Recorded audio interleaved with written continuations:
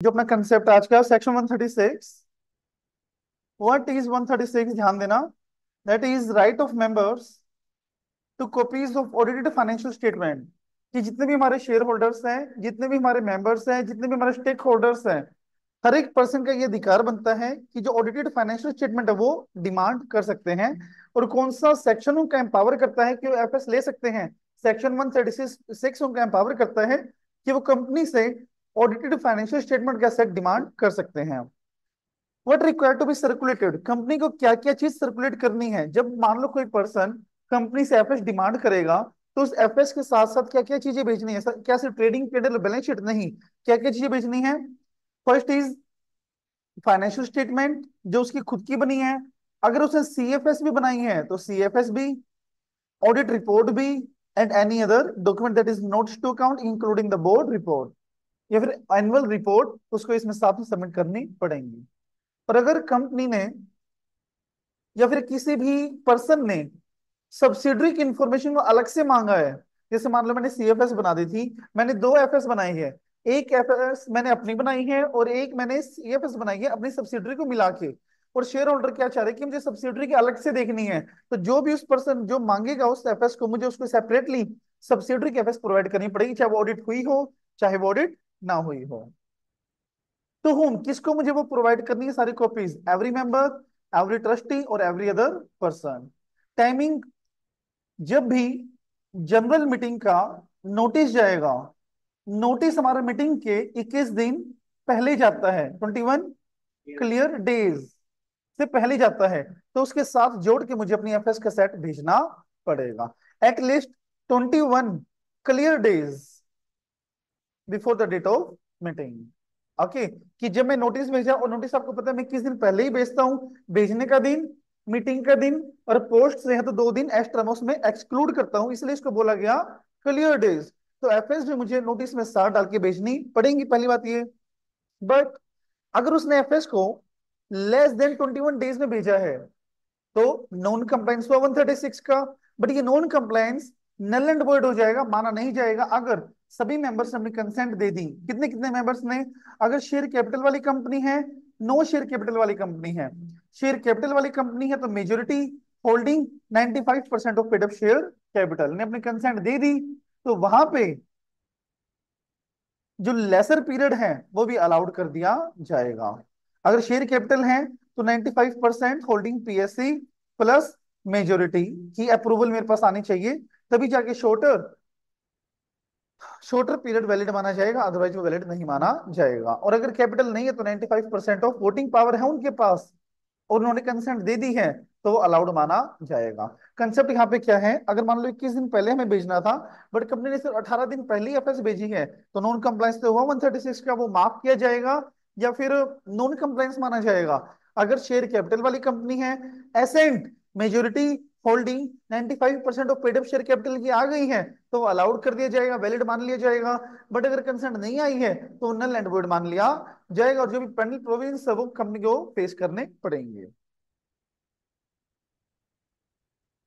एक तो भेजने वाला, एक मीटिंग वाला, और दो पोस्ट वाले अगर पोस्ट से मैंने किया है।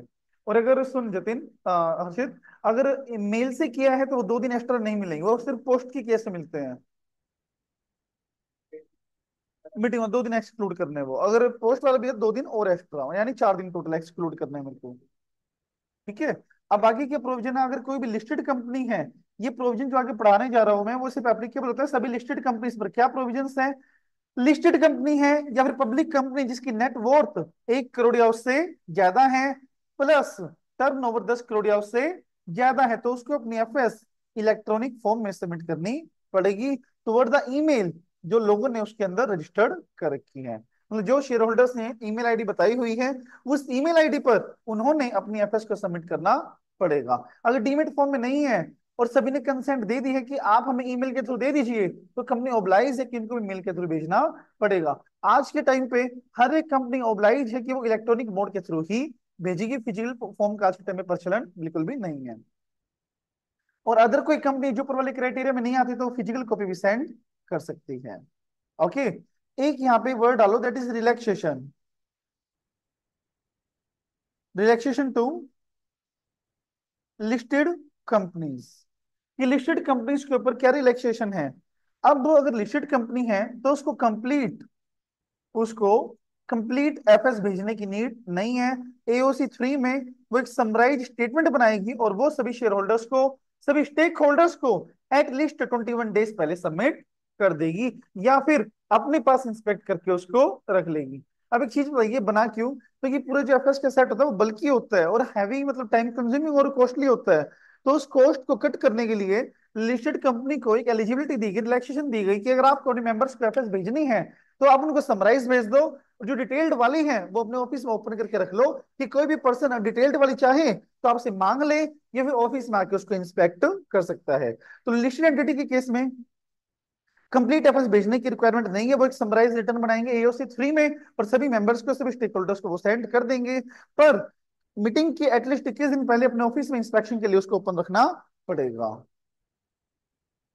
Got it. बट अगर कोई शेयर होल्डर्स है जो वो चाह रहा है कि नहीं हमें तो कंप्लीट पर्टिकुलर्स ही पढ़ने हैं, तो जो मांगेगा कंप्लीट एफएस उसको कंप्लीट एफएस मुझे देनी पड़ेगी, अदरवाइज समराइज एओ3 में काम चल जाएगा due to the time consumingness and costly.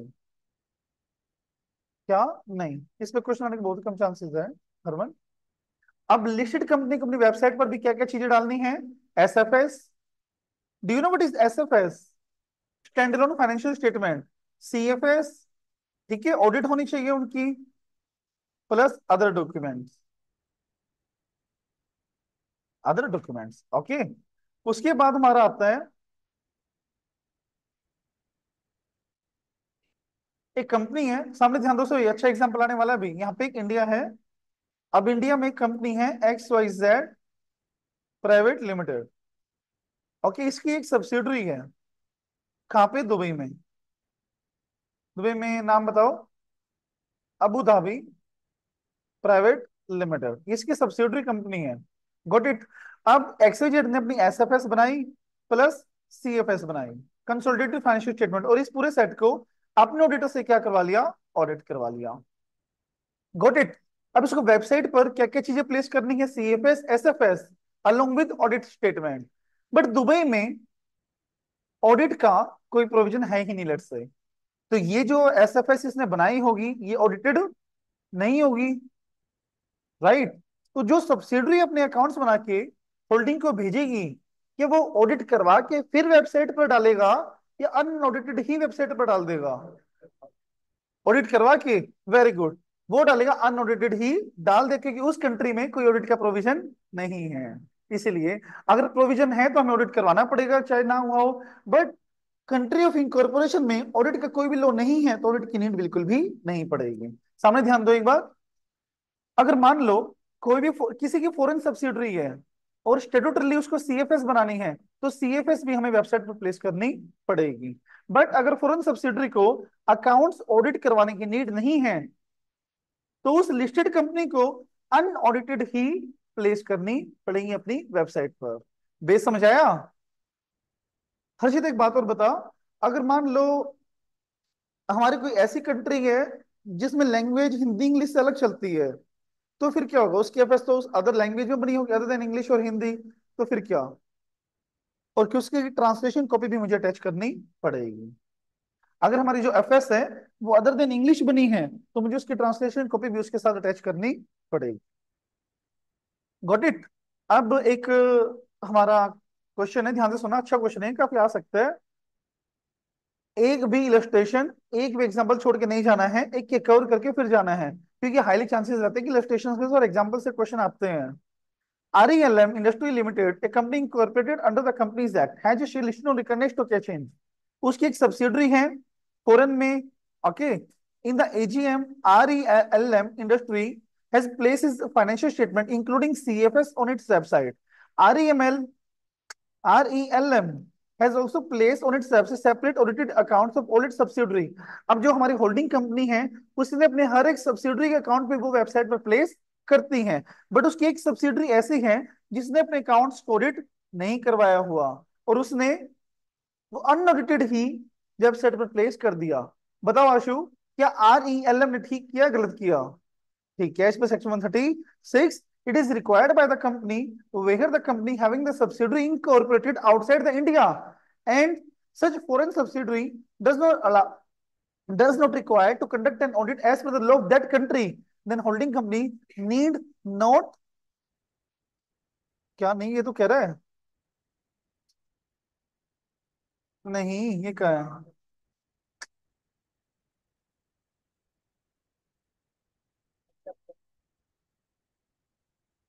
पढ़ तो लिया, अगर सारा माहौल खराब कर दिया होगा। तो इसमें वही था कि जो हमारी सब्सिडरी कंपनी है उसको ऑडिट करवाने की नीड नहीं है। तो जो हमारी Indian subsidiary Indian holding company है, उसको जो सब्सिडरी की कंपनी प्लेस करनी है वो अनऑडिटेड प्लेस करनी है, ऑडिट की रिक्वायरमेंट नहीं है। अगर कोई ऐसा कह रहा है बीओडी या फिर कोई और पर्सन की ऑडिट की रिक्वायरमेंट है, तो उसका कंटेंशन गलत है। बस ये बात आपको पढ़नी है। इंस्पेक्शन में हर एक डायरेक्टर इंस्पेक्ट कर सकते हैं, पढ़ भी चुके हैं, during the business hour. Contravention कोई भी डिफॉल्ट किया है तो कंपनी के ऊपर 25,000 एंड ऑफिसर के ऊपर 5,000। सुनो ये सेक्शन थोड़ा सा इंपॉर्टेंट है, इसको ना वैसे भी याद रखना आप लोग, ठीक है। 136 जिसमें सर्कुलेशन ऑफ एफएस की बात करी गई, ये सेक्शन से ध्यान रखना। सारे सेक्शन याद नहीं करने, कुछ सेक्शन से जो आपको याद करने, जैसे 129 हो गया, 134 हो गया एंड 136 हो गया, और 135 तो पूरा चैप्टर ही है अपना, वो तो याद रखना है। वो तो ना चाहते हुए भी याद रहेगा, आपको याद करने की नीड नहीं है वो। कहाँ लिखा हुआ अलग तरीके से, वही तो है। क्या लिखा हुआ, सही तो है, वही तो लिखा हुआ है इसमें। इवन रिक्वायर्ड ऑडिट की रिक्वायरमेंट नहीं है, होल्डिंग कंपनी को अनऑडिटेड ही प्लेस करने हैं वेबसाइट पर। क्या नॉट कंप्लाइड, क्वेश्चन ध्यान से पढ़ भाई। ये युगम ने ये तो बताया था अभी, उसकी ना 10 सब्सिडरी थी हर्षित, उसमें से ना एक सब्सिडरी अनऑडिटेड थी। तो उसने क्या किया, होल्डिंग कंपनी ने 9 को तो वेबसाइट पर डाल दिया, बट एक को वेबसाइट पर नहीं डाला। क्यों नहीं डाला? क्योंकि वो ये बोला क्योंकि उसकी ऑडिट नहीं हो रखी है, तो हम वेबसाइट पर नहीं डालेंगे। क्या कहना सही है उसका ये? तो इसलिए यहाँ पे नो वर्ड से आंसर दिया इसने। आप समझे सब लोग? ये तो पूरा क्वेश्चन कुछ मैंने आप लोगों के लिए भी छोड़ दिया था कि कर लोगे, बट कोई बात नहीं।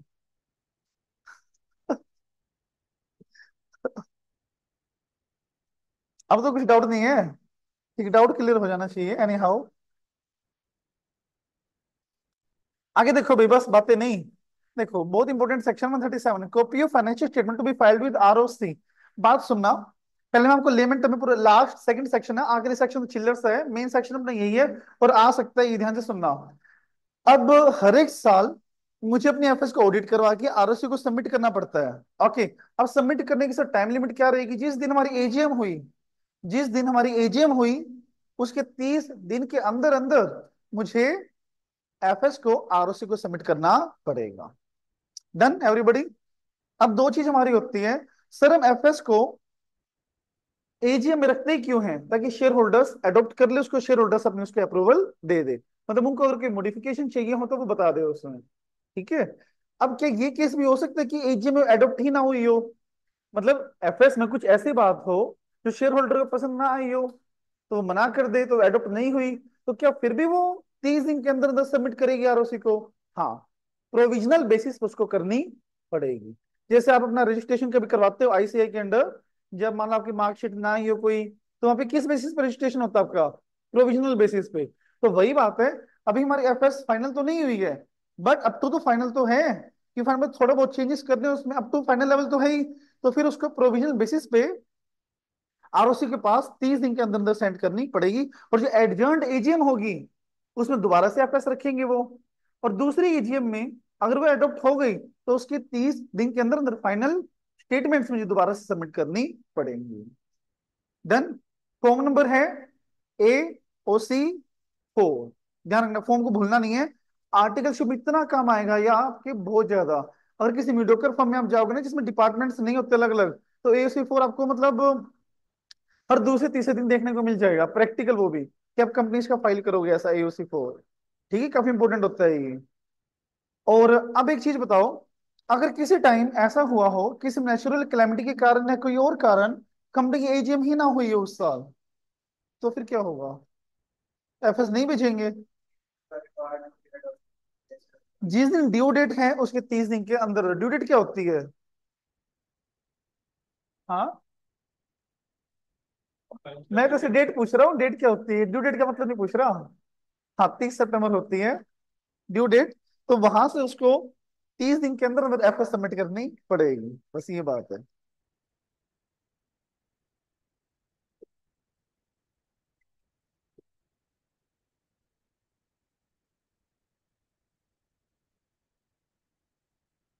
देखो इसमें ना सुनो ध्यान से, दो हेडिंग आएगी, हेडिंग को ध्यान से पढ़ना।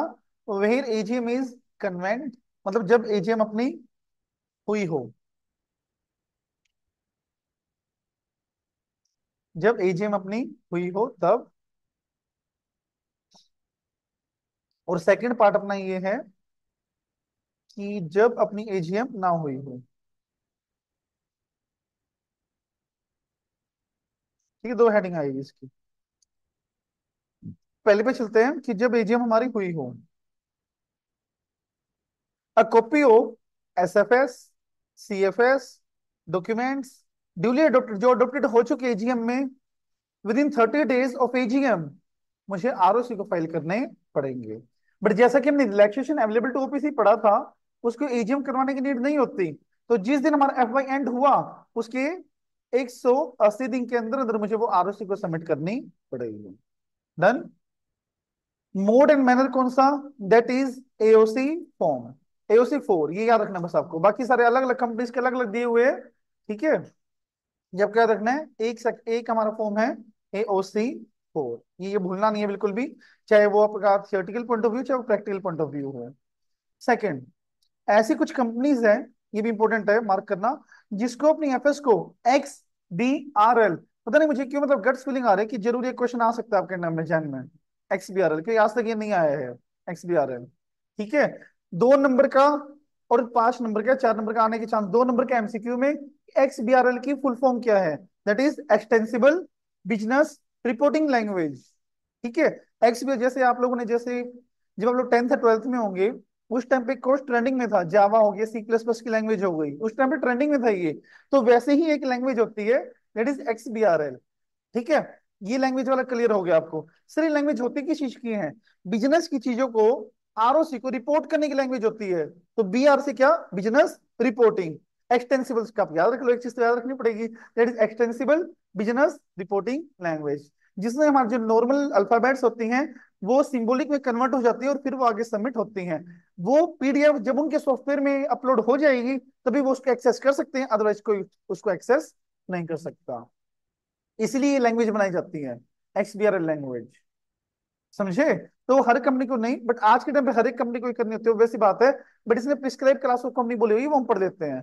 ई फॉर्म AOC 4 XBRL लिस्टेड, या फिर ऐसी कोई कंपनी जिसकी PSC 5 करोड़ या उससे ज्यादा हो, ऐसी कोई कंपनी जिसकी टर्नओवर 100 करोड़ या उससे ज्यादा हो, या फिर एनी अदर कंपनी जिसको इंड AS फॉलो करने हो, उनको अपनी जो एफएस है वो कैसे लैंग्वेज में रिपोर्ट करनी है? जावा लैंग्वेज में, है ना, जेसोन लैंग्वेज में, तो फिर XBRL में। जावा भी एक लैंग्वेज है, C++ भी लैंग्वेज है, और जेसन भी एक लैंग्वेज है। जेसवन यूज करता है अपना जीएसटी डिपार्टमेंट, गॉट इट। और जो अपना ये आरओसी है वो यूज करते हैं XBRL, अलग अलग होता है। कल को जब आप आर्टिकलशिप करने जाओगे तो वहां पे आप जीएसटी फाइलिंग करा, तेरे को तो पता होगा भाई, जैसे, हाँ, तो वहां पे जीएसटी जो फाइलिंग होती है तो वो मतलब बिल्स हम सीधा अपलोड नहीं करते, हम उसको कन्वर्ट करते हैं किसी लैंग्वेज, जेसोन लैंग्वेज में, और फिर वो जीएसटी डिपार्टमेंट के पास जाती है, ताकि वो एनक्रिप्टेड हो जाए, कोई थर्ड पर्सन अगर हैकर कोई बैठा हो तो किसी का कॉन्फिडेंशियल डेटा एक्सेस ना कर सके, इसलिए बनाई जाती है ये। ठीक है, जीएसटी है तो जेसोन, और अगर आरओसी है तो XBR है, ऐसा। ठीक है, बट जो हमारा ये इनकम टैक्स, वो भी I think JSON he upload करता है, इनकम टैक्स का भी जेसोन ही फॉलो करता है वो भी। याद रहेंगी चीजें आपको? लिस्टेड, PSC 5 करोड़ या ज्यादा, टर्नओवर 100 करोड़ या उससे ज्यादा, और all other company required to fulfil the Ind AS।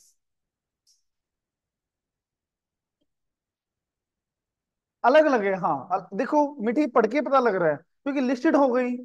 अब लिस्टेड में PSC की रिक्वायरमेंट आपको पता होती नहीं है, तो यहाँ पे ऑब्वियसली बात है कि और ही होगा, बस। और पब्लिक कंपनी की बात भी नहीं करी गई इसमें, ठीक है, तो प्राइवेट और पब्लिक कोई भी कंपनी हो इसमें।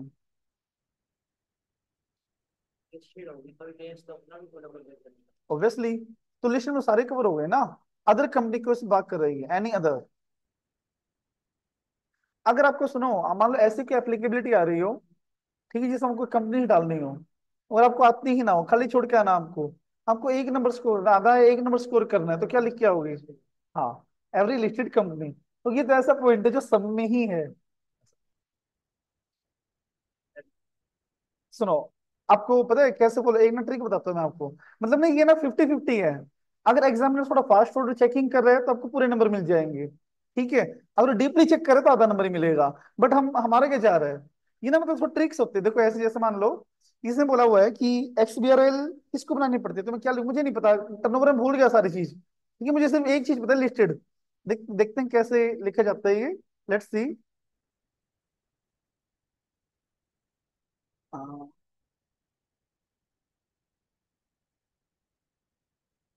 Every listed company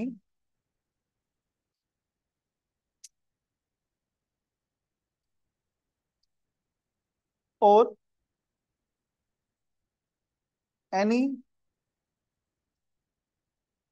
public company या private company having paid up share capital above the prescribed limit. Okay, then any company having turnover above the prescribed limit and all other prescribed class of companies, ऐसा, ठीक है। मतलब chances हैं कि मिल सकते हैं number, अगर उसके ध्यान नहीं हुआ तो, और वो फास्ट फॉरवर्ड चेकिंग कर रहा है तो ऐसा। हाँ, सॉरी, समझा नहीं मैं। हाँ, उसको अंडरलाइन, हाँ इसको अंडरलाइन करना। जैसे नहीं, इसको अंडरलाइन कर देना, पब्लिक को, टर्नओवर को, PSC को अच्छे से हाईलाइट करना था, क्योंकि अब आपको जाए ही ना। ओके, और अदर को, ऐसे, ये ट्रिक होती है जी। और ऊपर दो चार लाइनें और डाल देना, बन गया आपका 5 नंबर का क्वेश्चन। चांसेस है कि आपको मतलब मिल सकते हैं नंबर। हाँ, क्या? भाई मैंने तो बहुत टेस्ट भी दी, मैंने अपनी लाइफ में तो बहुत एक्सपेरिमेंट किए ऐसे ऐसे। एक बार पता है क्या हुआ हमारा ना, EISSM का एग्जाम था हमारे टाइम पे। वो आपने सुना होगा EISM, पहले वो ITSM होता था। तो ITSM एक चैप्टर था फ्लो चार्ट का, कि हमें हार्डवेयर सॉफ्टवेयर के फ्लो चार्ट वगैरह बनाने थे। और मैं वो छोड़ के गया था, और उसमें था कि 7-8 नंबर का क्वेश्चन आना ही आना है डेफिनेटली, ठीक है। तो अब मेरे को आता नहीं वो, करे क्या फिर, ठीक है। तो हुआ क्या, मैंने सोचा क्वेश्चन में जो जो चीजें दी गई है ना, लास्ट के 2 मिनट रहते थे, 458 हो गए थे। मैं चल खाली छोड़ के अच्छा है, बॉक्स ही बनाया हूँ। मैंने उसमें से की पॉइंट्स निकाले, क्वेश्चन में से 8-10 लाइनों का वो क्वेश्चन था, और सब एरो वेरो लगा के वो की पॉइंट्स मैंने लिख दिए सारे उसमें, ठीक है। 45 नंबर आ गए थे। अब पता नहीं वो कैसे नंबर आए, शायद फ्लो चार्ट में नंबर दिए ही होंगे उन्होंने, तभी जाके पास हुआ था वो। तो कुछ भी लिखा ना, खाली में छोड़ना, चांसेस हैं। किस्मत आजमाना अपनी उसमें, तो खाली छोड़ के आओगे तो किस्मत भी नहीं आजमा रहे फिर। अगर भर के आ रहे हो तो शायद 1-2% आपकी किस्मत काम आ जाए। क्योंकि हमारे टीचर बोलते थे कि 95% आपका मेहनत काम आती है, और 5% आपका लक काम आता है। तो ये 5% वाली चीजें मैं आपको बता रहा हूँ अभी, कि किस्मत अच्छी हुई, मान लो उसका ध्यान ना, उसका मूड अच्छा हो, तो वो नंबर दे देगा वैसे, ऐसा। कुछ भी। एक किस्सा और सुनाता हूँ आपको। हमारे ये मुकेश सर के पास कोचिंग आते थे पहले, मुकेश गर्ग सर है। तो उनके पास CS एग्जीक्यूटिव के एग्जाम आते थे चेक करने के लिए। तो सर चेक करते, हम उनकी टोटलिंग करते बैठ के। तो जिसके 38 होते तो हम उसका 42 कर देते, 41 कर देते, 40। मतलब हमने तो कभी, हम 3 फ्रेंड्स थे, हमने कभी किसी बच्चे को फेल ही नहीं किया। 40, 42, 43 ऐसे हमने नहीं किया। शायद, तो शायद आपका एग्जाम इस बंदे के हाथ में आ जाए जो टोटलिंग किसी और से करवा रहा हो, और वो फेल ही ना करे, ऐसा कुछ भी हो सकता है। पता है, आपको नहीं पता कि आपका लक कैसे काम आ सकता है। यू नेवर एक्सपेक्ट दैट, कभी आप एक्सपेक्ट कर ही नहीं सकते कि क्या हो सकता है हमारे साथ। जो उसी का पुण्य है, मैं तो मानता हूँ भाई, कि वो पुण्य कहीं नहीं जाता। ठीक है, आगे देखो। हाँ, अब तो छोड़ दी टीचिंग उन्होंने, अच्छे टीचर थे वो। हाँ, आगे देखो। अब पॉइंट ये था कि एफएस अगर अडॉप्ट हो गई हो या फिर एफएस अगर अडॉप्ट ना हुई हो। अगर एफएस अडॉप्ट हो गई, असल में ना मेरे को पढ़ना भी उन्होंने ही सिखाया था, मेरे को स्टडीमेट पढ़ना बिल्कुल नहीं आता था। तो और मुकेश सर ये ऐसे थे जो सिर्फ स्टडीमेट ही पढ़वाते थे। ऑडिट कह लो, लो कह लो, आईटीएस में कह लो, उन्होंने सारा स्टडीमेट से पढ़वाया था। तो वहीं से मेरे को स्टडीमेट पढ़ने की आदत पड़ी थी। तो फाइनल में भी फिर मैंने और किसी फैकल्टी क्लासेस ली थी, बट स्टडीमेट ही फॉलो किया था सिर्फ। अगर एफएस अडॉप्ट ही नहीं हुई तो होगा क्या, मतलब अप्रूव्ड ही नहीं शेयर होल्डर के द्वारा। तो सबसे पहले मुझे 30 दिन के अंदर अंदर, एजीएम जब हुई थी, 30 दिन के अंदर अंदर आरओसी को फाइल करनी है। और आरओसी को प्रोविजनल बेसिस पर अपने पास मेंटेन करके रखिएगा। अगर ऐसा, अगर एफएस एडजर्न एजीएम में अडॉप्ट हो गई, तो जब एडजर्न एजीएम हुई है उसके 30 दिन के अंदर अंदर भी मुझे वो आरओसी को फाइल करनी पड़ेंगी। और कंपनी की सब्सिडरी है तो उसको अपनी एफएस को फाइल करना है आरओसी को, ठीक है, with the attached along with the other documents। और अगर ऐसी कोई हमारी सब्सिडरी कंपनी है जिसको ऑडिट करवाने की नीड नहीं है, तो इवन दो होल्डिंग कंपनी उसको अटैच करके भेजेगी, तो अनऑडिटेड ही भेजेगी, तो भी डिक्लेरेशन हमारी फुलफिल मानी जाएगी। और उसके साथ एक डिक्लेरेशन देगी वो कि हमारे सब्सिडरी पर ऑडिट एप्लीकेबल नहीं है। इंग्लिश में नहीं है तो ट्रांसलेटेड कॉपी अटैच करनी है। मैं फास्ट इसलिए करवा रहा हूँ कि हम पहले कर चुके हैं ये सारी चीजें। उसके बाद एजीएम हुई ही नहीं तो शुड हैव बीन हेल्ड, जब हमारी लास्ट डेट थी, जिस दिन हमारी ड्यू डेट थी, उसके 30 डेज के अंदर अंदर मुझे आरएससी को फाइल करनी है। और रीजन भी बताना है कि हमने क्यों एजीएम हेल्ड नहीं करी है। बस ये था हमारा सेक्शन। अब आती है पेनल्टी हमारी इसमें। अगर 137 में कोई भी डिफॉल्ट किया हो तो कंपनी के ऊपर फाइन कितना, 10,000 plus 100 per day, maximum 2 lakh rupees. और अगर ऑफिसर्स हैं तो 10,000 plus 100 rupees per day, maximum 50,000 rupees. Internal audit आखिरी सेक्शन है। पहले ये बताओ इंटरनल ऑडिट के बारे में कौन क्या जानता है।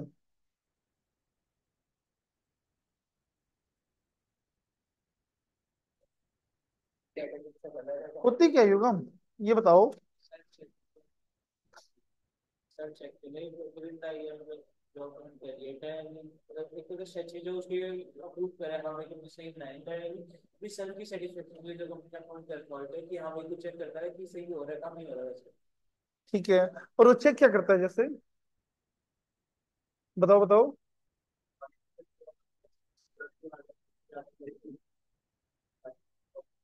बिल्कुल सही है, और ये देखे जाते हैं कि वो लगाए हुए हैं प्लस वो इफेक्टिवली ऑपरेट हो रहे हैं या नहीं हो रहे, उसको बोलते हैं इंटरनल ऑडिट। ओके। अब इंटरनल ऑडिट कौन सी कंपनी को करवानी जरूरी है, कौन सी जरूरी नहीं है, ये हम पढ़ते हैं पहले इसमें। सबसे पहले every listed company, then unlisted public company जिसकी paid up share capital 50 crore या उससे ज्यादा हो, या फिर टर्नओवर 200 करोड़ या उससे ज्यादा हो, या फिर लोन बोरोइंग 100 करोड़ या उससे ज्यादा हो, या फिर डिपॉजिट्स 25 करोड़ या उससे ज्यादा हो। इनमें से अगर एक भी रिक्वायरमेंट फुलफिल हो गई तो उस अनलिस्टेड कंपनी को अपनी ऑडिट करवानी पड़ेगी। और प्राइवेट कंपनी जिसके टर्नओवर 200 करोड़ या उससे ज्यादा हो और लोन बोरोइंग 100 करोड़ या उससे ज्यादा हो, तो उस कंपनी को अपनी ऑडिट नहीं, इंटरनल ऑडिट करवानी पड़ेगी।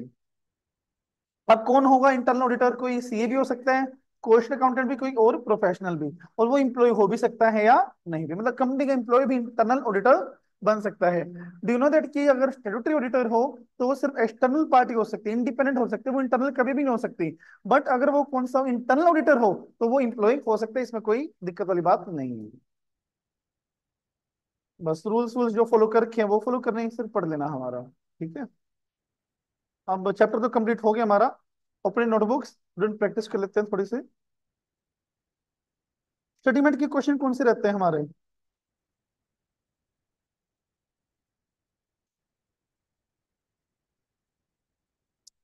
सुनो, एक काम आप करना, एक काम मैं करूँ, अच्छा तो क्वेश्चन कौन करेगा। ऑब्वियसली बात है मैं करूंगा, ठीक है। क्वेश्चन आप पढ़ो, आंसर राइटिंग मैं कर लूंगा। पढ़ के मुझे समझा दो सर इसमें क्या लिखा हुआ है बस।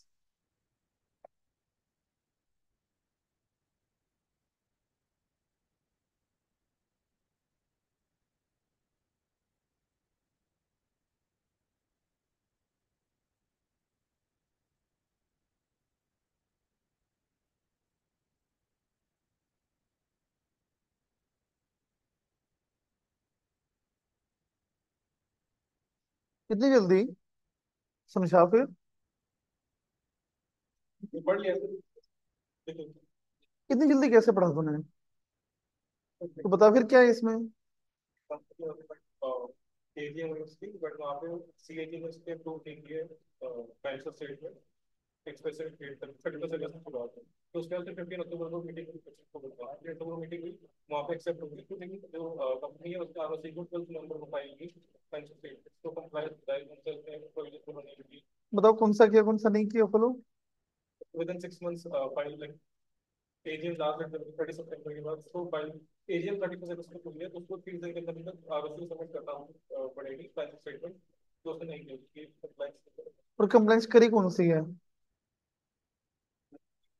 रिटर्न मीटिंग क्लोज नहीं करेंगे उसके बाद उसको फाइल कर लेंगे अगले 30 डेज। लिखना शुरू कीजिए।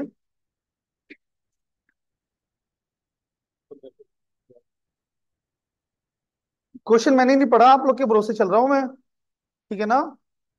नहीं आप लोग ऐसे थोड़ी ना।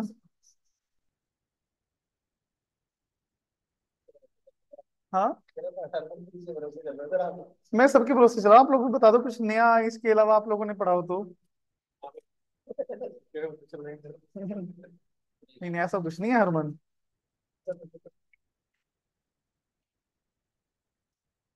चलो लिखना शुरू करना। सेक्शन कौन सा आएगा जतिन इसमें? सेक्शन कौन सा आएगा Paras? 137। As per section 137 of Companies Act 2013. This section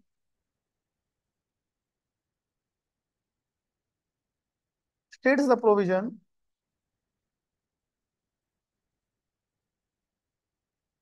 with respect to filing of financial statement to ROC. The company is required to file its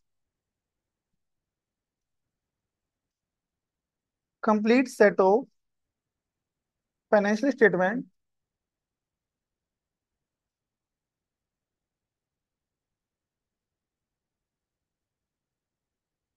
within 30 days of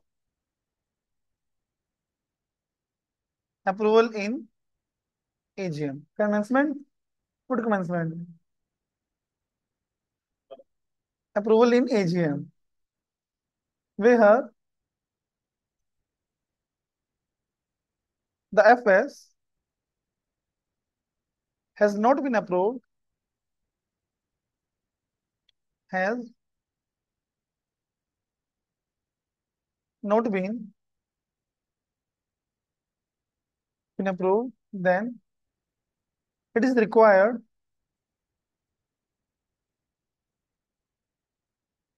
to submit its FS within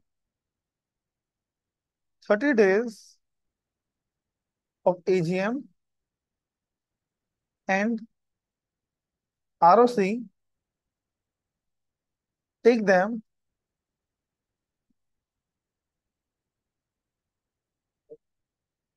as a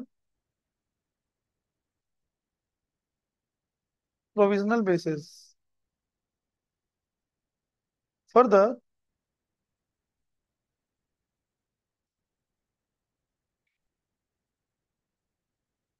after approval of FS in adjourned meeting, after approval of FS in adjourned meeting, then company is required to pilots final FS within 30 days of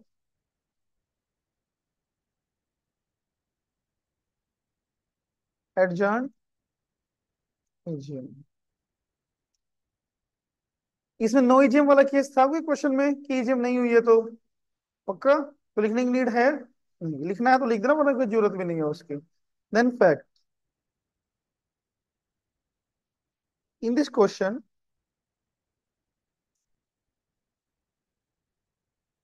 company fails to submit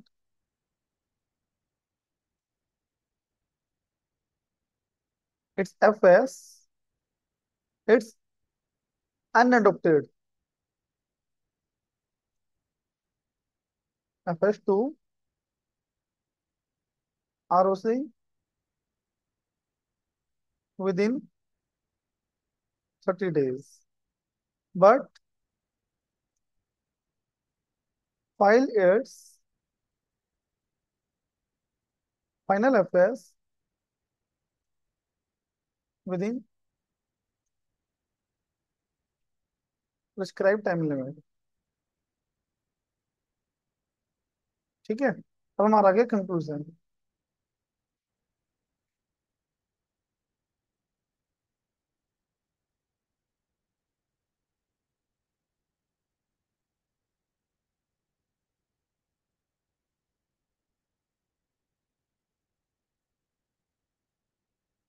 conclusion based on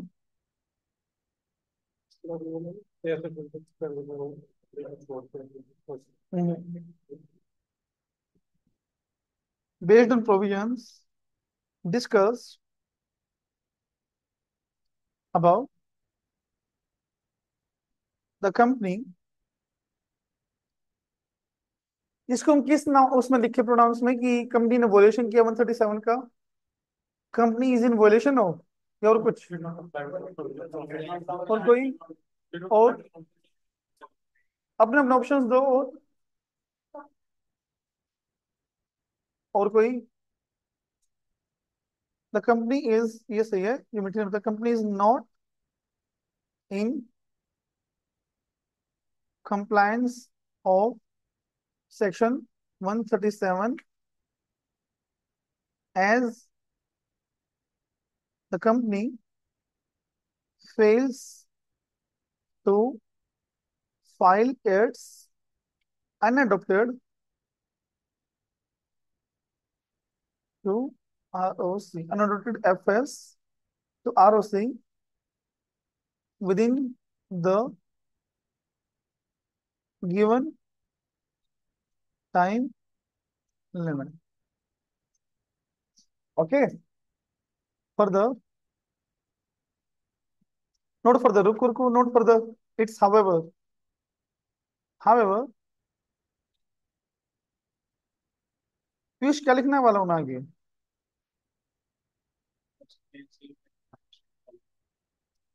और company non compliance में नहीं है। However, the company has fulfilled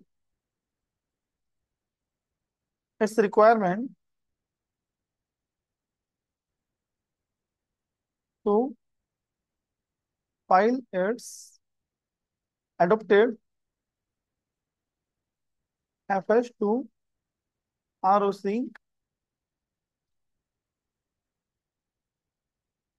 within the given time। बोलिए।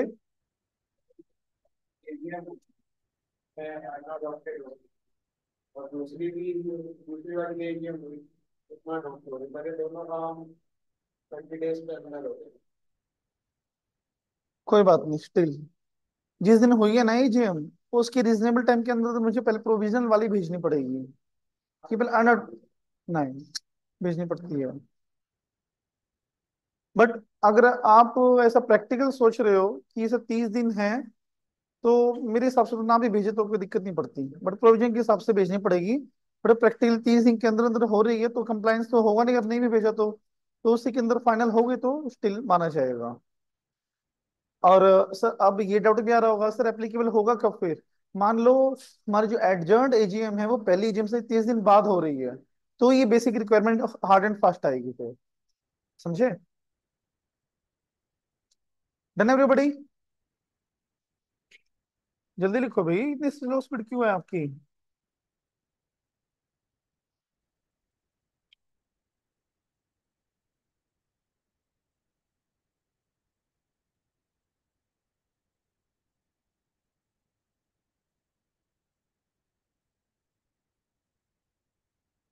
Copy दो, इसको लिख लेगा। ठीक है।